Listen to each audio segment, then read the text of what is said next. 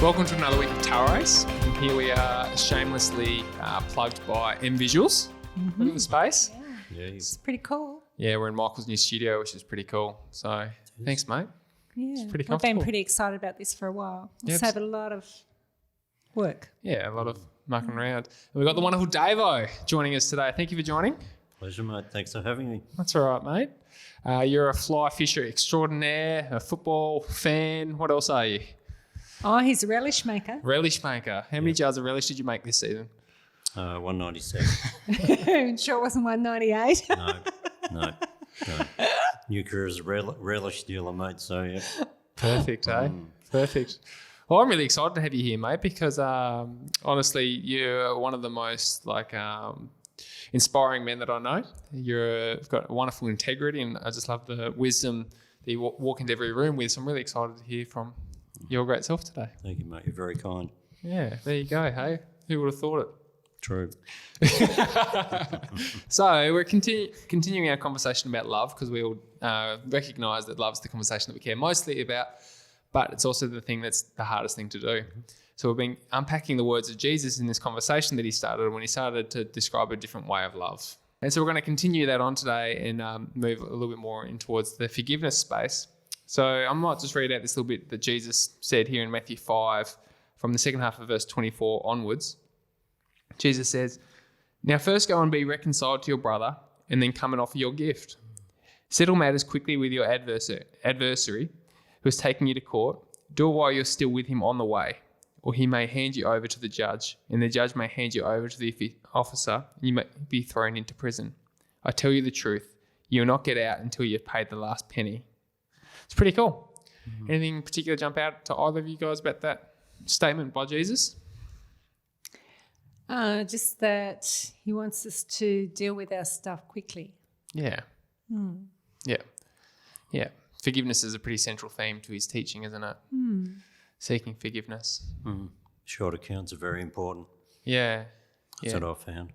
Yeah. Very important. Yeah. Do you think that that's one of the struggles people have is that they don't keep short accounts? So it's kind of like they get one offence, they get offended about something, then they get upset about something, then they get offended, and it goes on until they're really, really angry, and then they've got this big pit or this big tub, and in there are weeks and months of unresolved pain, which is then turned into bitterness.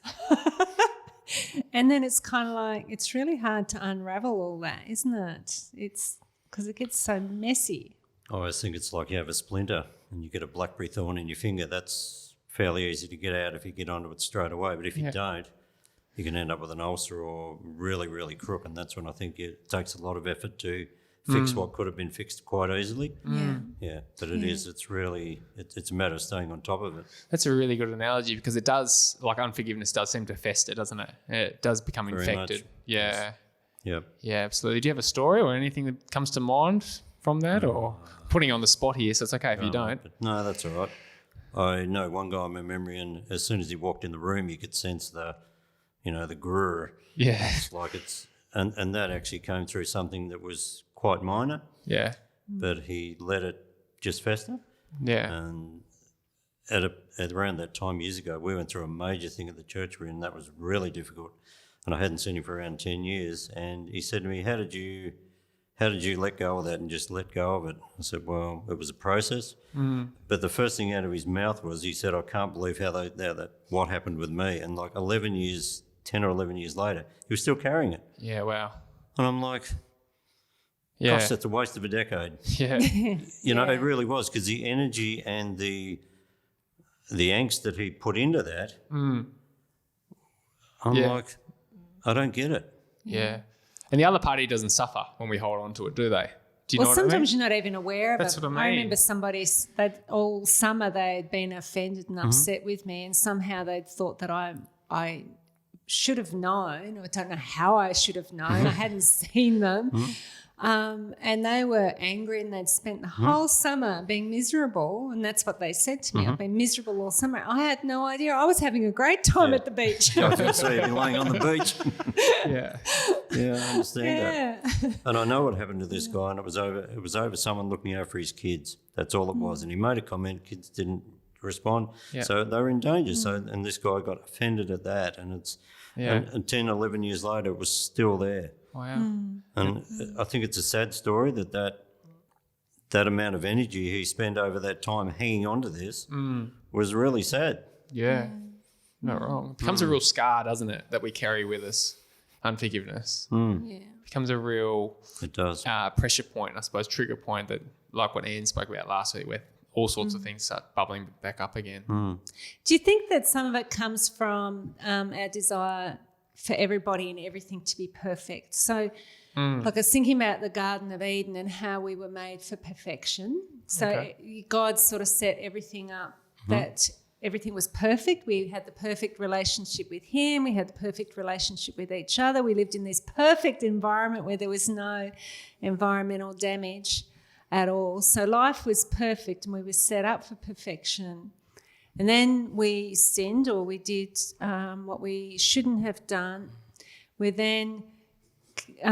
then, the way God deals with it, the first thing he does in dealing with it is he takes us out of that perfection environment so that then we wouldn't eat from the tree of eternal life. Because if we'd eaten from the tree of good and knowledge, good and bad. So we now understand the difference between perfection and non-perfection, good and bad. And then God kicks us out of that garden and kind of goes, okay, I'm not going to have you eating from the tree of life because I don't want you living for an eternity knowing imperfection and knowing sin and knowing shame and knowing all those unforgiveness, all those other things. So we kicked out of that, and now we have to live in this space for this period of our physical time before we die and experience eternal life, which is back to perfection. But in the meantime, we're kind of hardwired for this perfection where we want everyone to say the right thing all the time, to guess what we're thinking and feeling all the time, to never be politically incorrect, to always have the right attitudes, the right behaviour. I mean, do you think that some of that struggle that we have with one another is, we walk into a room, we expect everything and everyone to be perfect all the time to us, and it's just unrealistic? Wow, I hadn't really thought of it like that before. No. Oh, okay. Sorry, I meant no, I hadn't actually thought of that before. Not no. Just edit that bit out, please. I never thought of it like that. That the reason why we struggle with some of those human qualities, I suppose, is because we were hardwired to enjoy perfection in our relationships. Yeah. Is that what you're saying? Yeah, because the hard wiring's still there. We're still hardwired. It's just that now we have an understanding or a knowledge of all the sin stuff as well, like shame and that's interesting. And taking offence and bitterness and all that kind of stuff. So, we expect, if we're down, we expect somebody to be able to see what we're actually thinking and feeling without us ever having to say anything. And then when somebody doesn't say the right comfort thing to us, we get offended and upset because we were looking for perfection. Or when hubby doesn't know that he's supposed to clean up the breakfast stuff, or that it's his turn to make the bed, or we get annoyed by that because we're expecting perfection. Yeah, wow. Constantly. And the same with kids, isn't it? We expect a toddler to not throw a tantrum or a hissy fit, and then we get upset when they are, when they're just being normal. So I don't know. It's interesting. I've heard the similar sort of thing to explain grief, like when a loved one passes away before, but I've never really thought about it in those other contexts. But I think, it's very true. It's very true. So when people do, like when we aren't perfect and offence does arise, like what do we do? Well, I wonder whether it's not the step isn't before that, where you have to kind of make a decision about how you're going to cope with your own perfection needs. Whether you're going to actually kind of be a little bit gentler with humanity. Yeah, wow. And kind of go, Maybe they just made a mistake, or great maybe I didn't speak clearly enough, or maybe my message was confusing, or maybe I just, they didn't get it. They're never going to get it, so I just have to forgive them because they're never going to get it. I don't know. Maybe it's a decision first that you're going to walk a little gentler through life than hard and with high expectations. I don't know. I see. I think you're 100% right. Like, as you're saying, it's just something inside me saying, yes, that's it, sort of thing. But I think I see that in you all the time, especially the way that you train some of the staff and some of the younger ones at Tail Race, the way that you teach them to serve. Like, they stuff up all the time. They're certainly no Davo. They're not the great Davo. But you've just got such a wonderful teaching spirit and such a patience to come alongside them and show them the way. Do you think that's coming back to what Sharon's talking about here? Like, you've got you first reconcile with yourself that I need to be sensitive and gentle with them. I think there's an awareness that I think what God teaches you through your walk and through your life, if you remember the lessons you've learned yourself, that helps you to relate to other people. Like, I remember my first job, like, I don't think I've ever been so nervous turning up for your first day on the job, 16, wet behind the ears, brand new boots that rub your feet, and there's so many things you need to learn. And I'm a shy person by nature. I'm a real introvert. And I think if you remember what it was like, it helps you to relate to people in the same position. And I think that's important, that we try and get alongside people and understand where they're coming from.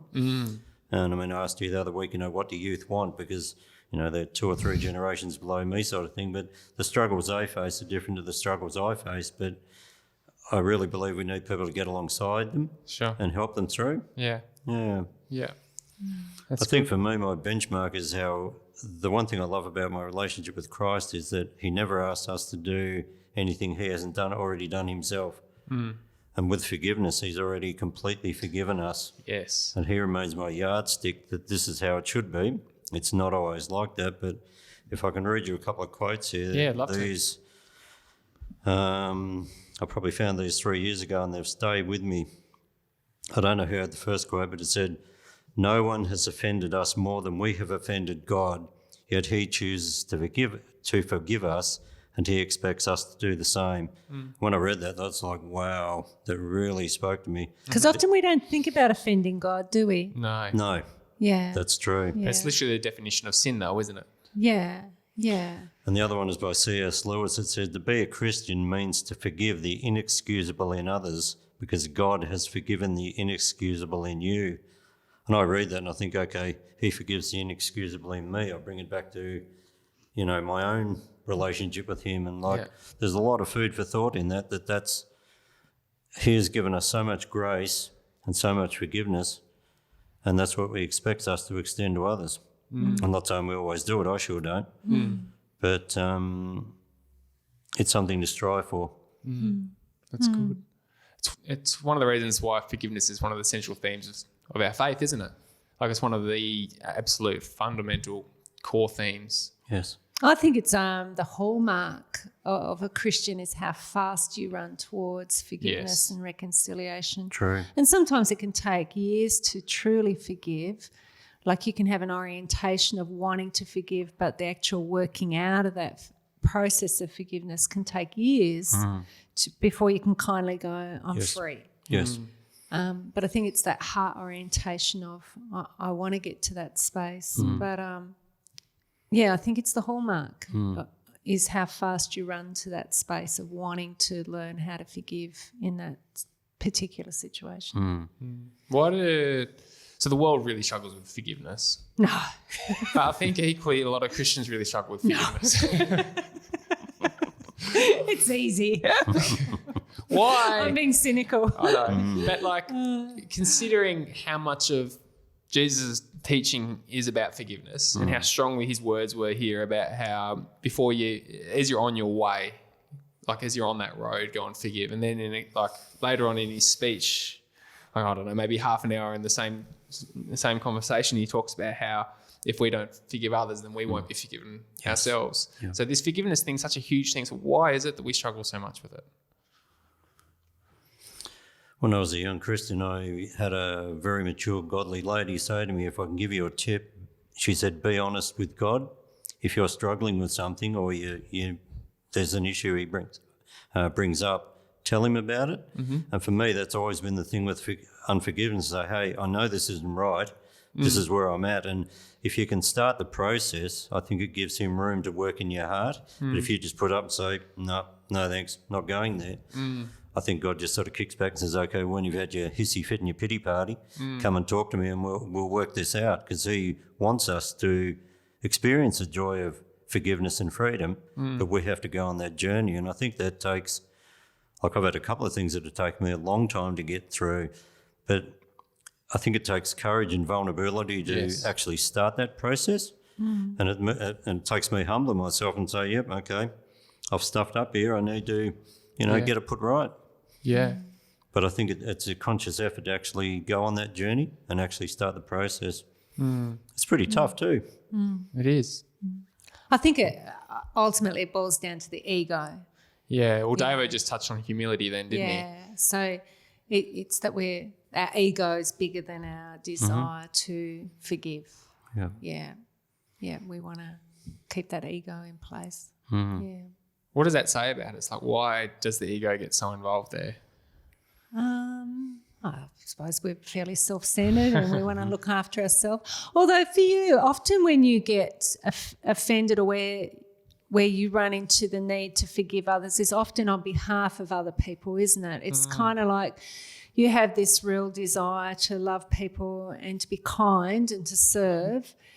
And then if somebody doesn't do that to somebody that you care for, or even a stranger, if you see somebody deliberately be rude to a stranger, there's something that fires up in you, this justice thing that fires up, and you kind of go, nobody should be treated that way. It's and true. you get quite emotional and angry about it, and then you have to kind of, and there's legitimacy in that, isn't there, where you're angry on behalf of somebody else, but at the end of the day, you still have to forgive that person who did the wrong thing, don't you?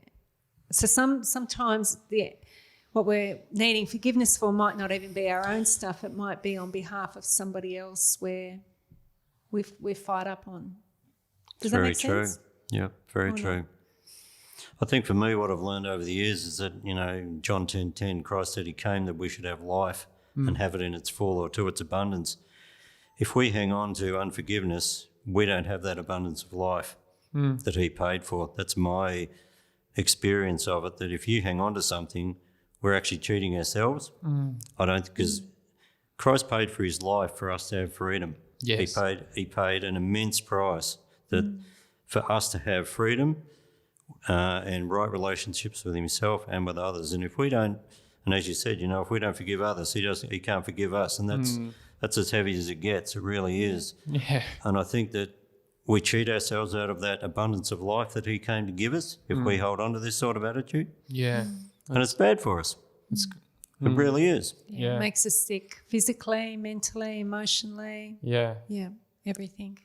Well, I just find it's easy. I mean, it might be painful to pull a splinter out of a night when you're doing your prayer time and reviewing the day, but it's a lot better than going 6 months and having an absolute, an ulcer in the spot.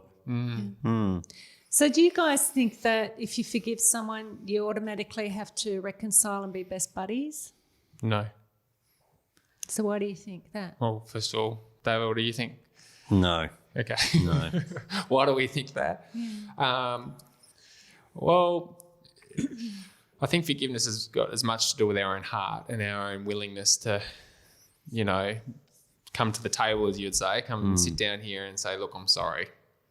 Would you forgive me? Would you clear that debt, so to speak? But reconciliation, it takes two to tango type thing. And I think it's okay to forgive somebody and still to have really healthy boundaries and say, I forgive you, but there's still going to be this part of my life that you no longer have access to because you've damaged it before. Yeah. I think that's okay. Yeah. Yeah, I think there are some that they never will be the same, even with complete forgiveness. There's something's changed or something can't be made as exact as it was. Yeah. And I think that's, as you say, it's a matter of boundaries. And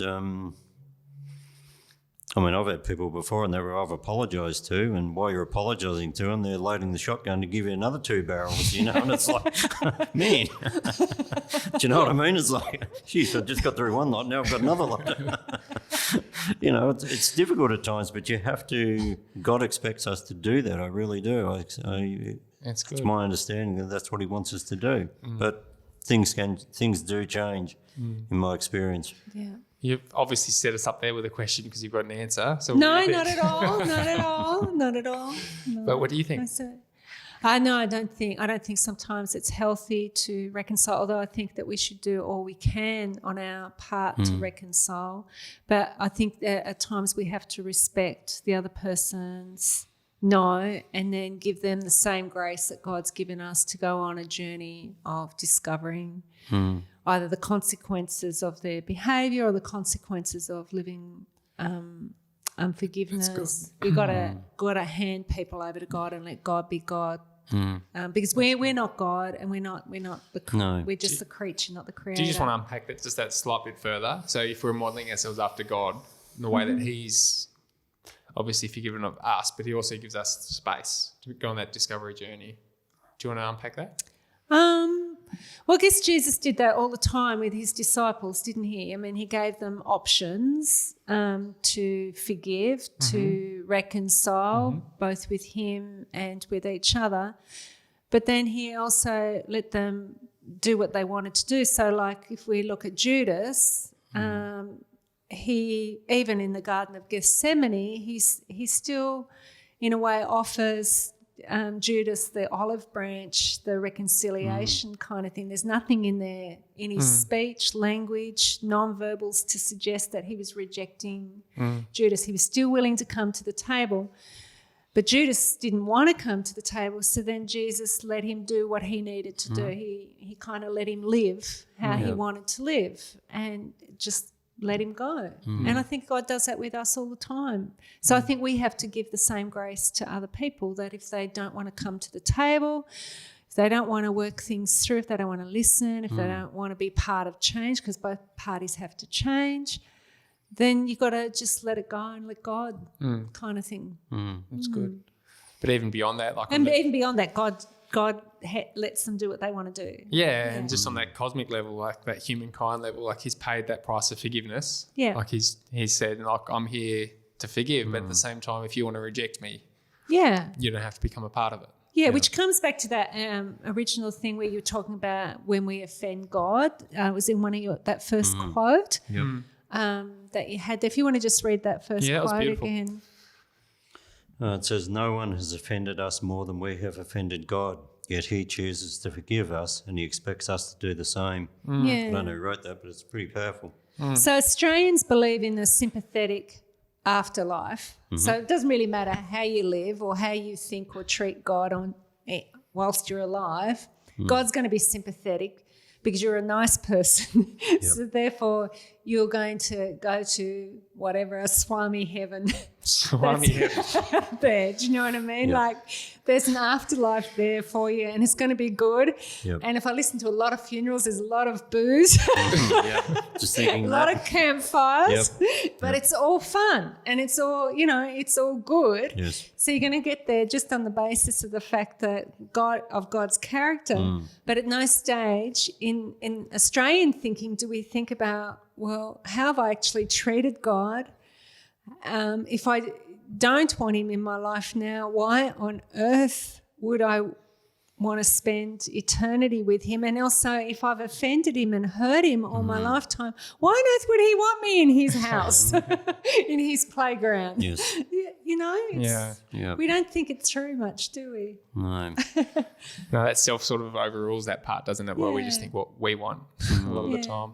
But I like how God gives us responsibility for only what we're responsible for. Yeah. Like I made a joke about you go to apologise to someone, and they're obviously still not, they give you 2 barrels, but if that happens, you've still done what God requires you to do, and he doesn't require us to do any more in that situation. And I think I love how we have responsibility for our own actions, but as you say, like God gives us free choice, he gives the other people free choice as well. And there's certain things you can only do certain things, that's it. Yeah.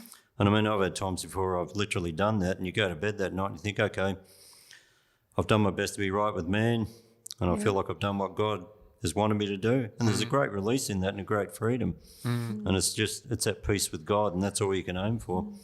I remember once I apologised 7 times to the same woman. Wow. And every time I got it wrong, and in the end I just had to go, I'm just a miserable failure. Oh, jeez. And had to leave it at that. Can't win. Even my apologies are wrong. That is too funny. I admire your honesty. Oh, yeah. It's interesting. So, different question. When we don't want to forgive people, like, why should we? Like, how should we? Like, what's going on there? When we don't? When we don't feel like it, like where we like to hang on to and cling on to our anger as like our best buddy. We take it for walks. Do you know what I mean? Get it out every day and look at it. Yeah. Polish it up. Yeah. Like, but like, as much as we joke about it, it's something that everybody, including us, like we all True. battle with it. We all carry that as well. Yes. So, like, what's going on? Oh, because I think we love our feelings more than we love God. Wow. Mm-hmm. Yeah. That's what I think. We love our feelings more than what we love God. Yeah. Wow. And we love our feelings more than we love the other person. Wow. Yeah. So our feelings are what governs us. Wow. Would you agree with that, Davo? I'm just taking it in, mate. I think that just hurt my feelings. That is very deep. That is very deep. Wow. Yeah, gosh. It's good. Well, that's my takeaway for the day. That's good. I think. So what do you think? It's true though, isn't it? Because every time you come to a roadblock with someone, it's always about their feelings. I think that's also I think that's true, and I think it's also part of the parcel of why our modern culture is so obsessed with having a relative truth. Oh, this is true for me. Yeah. Because the true north of that direction for that person is their feelings. Yeah. Yeah. Yeah. Yeah. Wow. Whereas forgiveness requires us to go beyond our feelings, doesn't it? It's a choice that we make. It's actually sacrificial, isn't it? Yeah. Yeah. Yeah. And it's an attitude of the heart. Wow. I mean, there are feelings involved in there, and that's what I think sometimes takes the time. You've got to grieve and all that kind of stuff. Yes. But usually when somebody says, I'm not going to forgive, I remember saying to one person, God asks us, demands of us that we forgive. And this person said, I'm not going to forgive at all. And I said, so your feelings are more important? They said, yes, my feelings of hurt, pain, bitterness were far more important. Good. They're still bitter today. And you just kind of go, it's a horrible way to live. It is. Being dominated by your feelings. Because your feelings change. If your thinking changes and you go through healthy processes, your feelings can actually change. Wow. But our feelings keep us as a prisoner in that sort of situation, don't they? Because like as you say, the other, you offended someone, you didn't know about it, you were on the beach having a good time. Yeah. We become the prisoner when we hold on to that, don't we? And the other person is free to go or nothing's really changed. Yeah. So we're the loser. Yeah. Yeah. Wow. So that's radically different to the way of the world, isn't it? Like, I think this forgiveness one really is, as Jesus describes love in a different way of life, I think this one of forgiveness is probably the most extreme. Yeah. Yeah. It's almost like, to me, as I read it, it's almost like as if it's the foundation block for so much of his other teaching and his other way of life. It's probably why it's so hard to do. I remember that beautiful story of Corrie ten Boom. She was in a concentration camp during World War II. She was a Dutch Jew, I think she was, wasn't she? She was Dutch anyway, and she was in the concentration camp. And her sister, Betsy, was basically killed by a German soldier in the concentration camp. And then years after the war, Corrie was speaking in a church, and then all of a sudden this gentleman starts coming towards her, and she recognised him as the guard who had killed Oh, wow. her sister. And she she just said in that moment, I can't forgive him. I just can't forgive him. And, you know, she's here having this dialogue with God, and then she just felt God say, you know, you have to forgive him. And so she turned around and she actually shook his hand, and they had a conversation, and she forgave because she didn't want to be in bondage anymore. She didn't want to be trapped in all that hatred. And he was looking for forgiveness too. That's why he was there. He was looking for change and transformation and freedom. And so in that moment, you have two people who find this thing really, really hard, and then miraculously, and that's the mystery of God, you do it with God, and then something beautiful happens. Because there are moments when, I know there's been twice in my life where I've gone to God, I cannot forgive, you're going to have to help me to forgive. And it's amazing how God comes through in that moment, and somehow he just makes it possible. And you can't explain it, you can't put it into words, because it's grace of God doing what you can't do. But you have to get to that point where you kind of go, you know what, I just have to forgive. I can't do it on my own. I can't let these feelings go. You're going to have to help me in this moment. That's a beautiful prayer, though, isn't it? Yeah. Yeah. Because there are some really tragic things which make it really hard to forgive. Oh, yeah, the world's got so much brokenness. Yeah. Yeah. But getting to that point, it enables you to get unstuck. Yeah. It certainly does. I think there's been times when I've had really difficult times, like God just lets you run around in circles for a while, and it's like, okay, when you finish your tandy and you're when you're a little tired. Yep, and tired and emotional. You know, come back, and he always accepts you back when you want to do the right thing. Absolutely. It's just saying, hey, yep, I want to go on this journey. I don't want to get stuck here where I am. And it's, as you say, that's a mystery of God, how he does something in your heart that you can't do yourself. Yeah. And he does do it. That's good. Well, I sincerely hope our wider community feels compelled and convicted to go and forgive. I think that would be such a beautiful thing for the wider community. Imagine the impact of that. But as people go away from here with an understanding of that we do need to go and forgive, and want to do it quickly, as Jesus says. Do you guys have any words of wisdom for how? Like, I know, Dave, you've touched on a few different themes today. You've talked about courage, and you've talked about humility, and you've talked about all sorts of things. What would you have to say? I think if you keep short accounts, it becomes a habit. Yeah, cool. It just becomes a natural thing you go to rather than just letting it fester. And as we spoke before, if you work at it, it becomes a habit that you just do it. Yeah. And I think for me, that's been the most valuable thing I've learned, is that just nip it in the bud. Don't let it fester. And it becomes a habit and just part of your daily walk with God. You know, I often say to Alana that I'll go away for a fish for a night or two, and I said, my list of things I need to ask forgiveness for is a lot shorter on those days that I don't see people.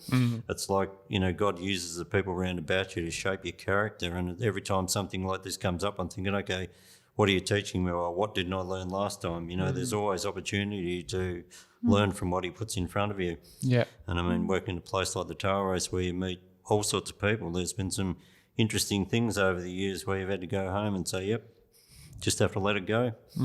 Keep that short account. Come back the next day and go again. Yeah. That's really good.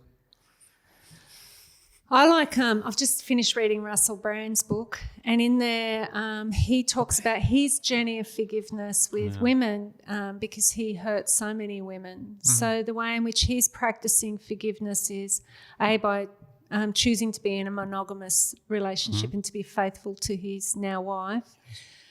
He went and apologised to some of the women that he felt he could, but then he felt he couldn't go to every woman because there were too many women that he had hurt, and also he felt it was too much of a temptation.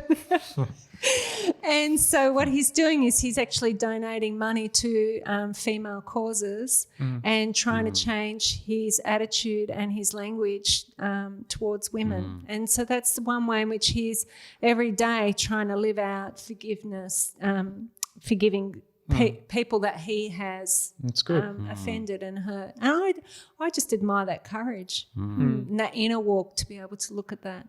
That's good. Yes. That's very good. I've got one last question which just came to me before as Dave was talking.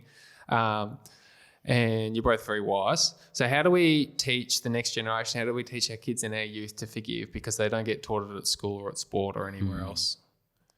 Do you know what I mean? Like if I look at the trajectory of the young people that I've worked with, that bitterness that comes and that infection that comes through unforgiveness does more damage than just about anything else. Yeah.